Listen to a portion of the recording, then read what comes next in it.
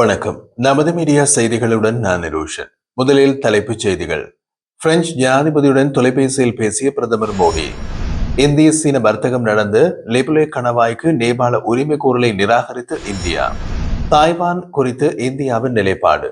சீனா வியப்பு, இந்தியா மறுப்பு. பாகிஸ்தான் சீன உறவு இந்தியாவுக்கு எதிரானது அல்ல. இந்தியா நமது நட்பு நாடு என்கின்றது சீனா. டிரம்பின் 50% வரி விதிப்பில் இந்தியாவை ஆதரிக்கும் சீனா. இந்தியாவின் அக்னி 5 ஏவுகணை பாகிஸ்தானில் ஏற்படுத்திய பதட்டம். இனி விரிவான செய்திகள். இந்திய பிரதமர் நரேந்திர மோடி பிரெஞ்சு ஜனாதிபதி இமானுவேல் மேக்ரோனுடன் தொலைபேசியில் கலந்துரையாடினார். இரு தலைவர்களுக்கும் இடையிலான உரையாடலின் போது உக்ரைன் விவகாரம் மற்றும் மேற்கு ஆசியாவில் நிலவும் சூழல் குறித்து பேசப்பட்டதாகவும் தெரிவிக்கப்பட்டுள்ளது.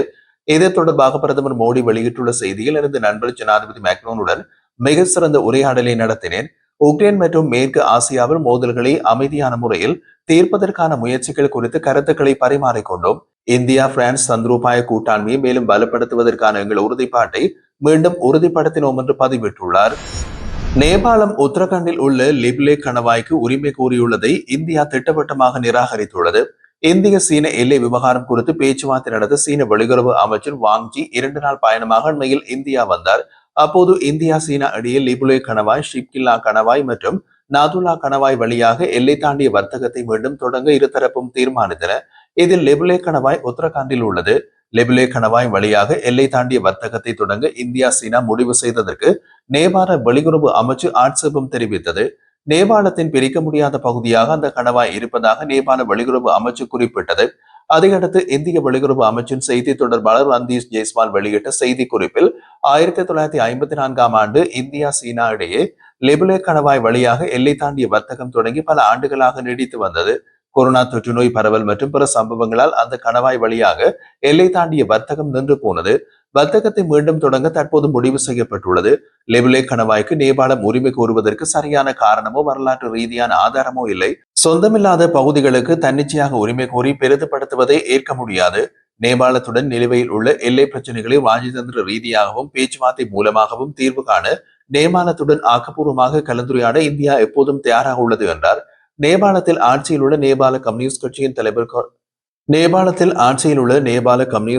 தலைமை கொறடா நாடாளுமன்ற கீழவையில் நேற்று வியாழக்கிழமை பேசிய போது, லெபுலே கணவாய் பிரச்சினை தொடர்பாக ராஜதந்திர ரீதியில் நேபாள அரசு உடனடியாக நடவடிக்கைகளை மேற்கொண்டு தீர்வு காண வேண்டும் என்று வலியுறுத்தினார்.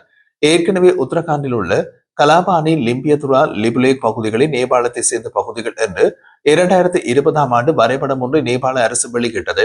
அதை அப்போது இந்தியா திட்டவட்டமாக நிராகரித்தது. இந்திய வெளியுறவு அமைச்சர் சுப்பிரமணியம் ஜெய்சங்கர் சீன வெளியுறவு அமைச்சர் வாங்ஜியுடன் நடத்திய பேச்சுவார்த்தையின் போது ஒரே சீனா கொள்கை குறித்து இந்தியா அளித்த விளக்கத்தால் சீனா வியப்படைந்துள்ளதாக தெரிவித்துள்ளது. சீனாவின் திசை திருப்பல்களுக்கு இது மற்றொரு காரணம். இந்தியா சீனா இடையிலான பேச்சுவார்த்தையில் தாய்வான் சீனாவின் ஒரு பகுதி என்று ஜெய்சங்கர் கூறியதாக சீன வெளியுறவு அமைச்சின் அறிக்கையில் தவறாக குறிப்பிடப்பட்டிருந்தது. இதற்கு மறுப்பு தெரிவித்து இந்திய வெளியுறவு அமைச்சு வெளியிட்ட விளக்கத்தில், தாய்வான் குறித்த சீனாவின் நிலைப்பாட்டில் எந்த மாற்றமும் இல்லை. தாய்வானுடனான இந்தியாவின் உறவு பொருளாதார, தொழில்நுட்ப மற்றும் கலாச்சார உறவுகளை அடிப்படையாக கொண்டது என்று தெளிவுபடுத்தியது. இந்த நிலையில் சீன வெளியுறவு அமைச்சின் செய்தி தொடர்பாளர் மாவோனிங் இது தொடர்பான செய்தியாளர் கேள்விக்கு அளித்த பதிவில், இந்தியாவின் இந்த விளக்கம் எங்களை வியப்பில் ஆழ்த்தியுள்ளது. இது உண்மைக்கு புறம்பானது. இந்தியாவில் சிலர் தாய்வான் விவகாரத்தில் சீனாவின் இறையாண்மையை குறைத்து மதிப்பிட்டு இந்திய சீன உறவுகள் மேம்படுவதை தடுக்க முயல்வதாக தெரிகின்றது. இதனை சீனா கடுமையாக எதிர்க்கின்றது. உலகில் ஒரே ஒரு சீனா தான் உள்ளது. மேலும் தாய்வான் சீனாவின் பிரிக்க முடியாத பகுதி. இது இந்தியா உட்பட சர்வதேச சமூகத்தின் ஒருமித்த கருத்தாக உள்ளது என்றார். தாய்வான் சீனாவின் ஒரு மாகாணம் என்று சீனா கூறி வருகிறது. இந்தியாவுக்கும் தாய்வானுக்கும் இடையே அதிகாரப்பூர்வமான ராஜாங்க உறவுகள் இல்லை என்றாலும் இரு நாடுகளுக்கும் இடையிலான வர்த்தகம் தொடர்ந்து அதிகரித்து வருகின்றது. சீனாவின் ஒரே சீனா கொள்கை என்பது சீனா, தாய்வான் இரண்டும் ஒரே சீனா என்பதை குறிக்கின்றது.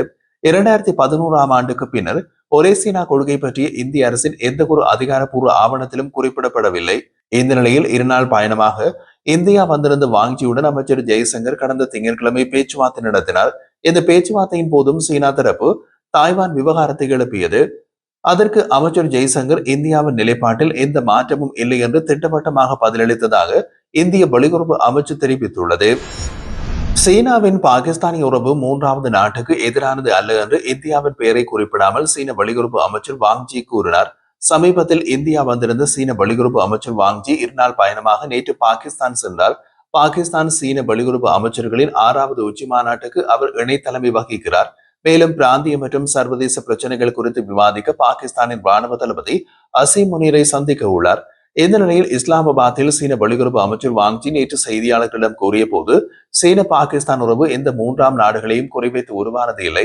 தெற்காசியாவில் உள்ள அனைத்து நாடுகளும் சீனாவின் நெருங்கிய நட்பு நாடுகள் என்றார். பாகிஸ்தான் சீன உறவு இந்தியாவுக்கு எதிரானது அல்ல. இந்தியா நமது நட்பு நாடு என்கின்றது சீனா. சரி, அப்படியானால் நட்பு நாடு எல்லையில் ஏன் ஆயிரக்கணக்கான துருப்புக்களை குவித்துள்ளது சீனா?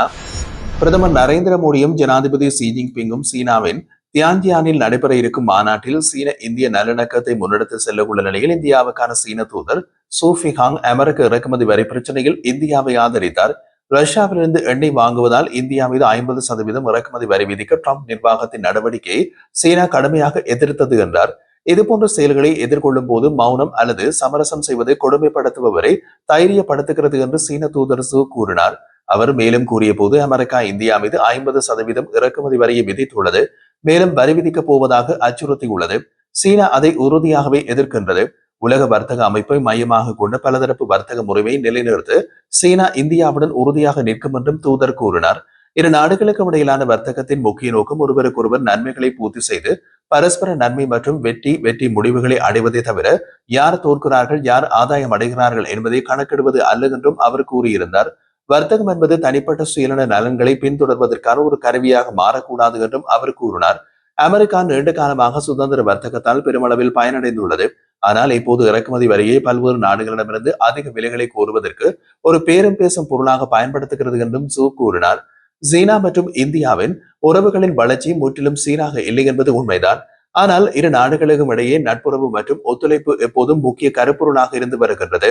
சவால்கள் இருக்கலாம், ஆனால் ஒற்றுமை மற்றும் ஒத்துழைப்பு மட்டுமே எங்கள் ஒரே வழி என்று ஜூ மேலும் கூறினார்.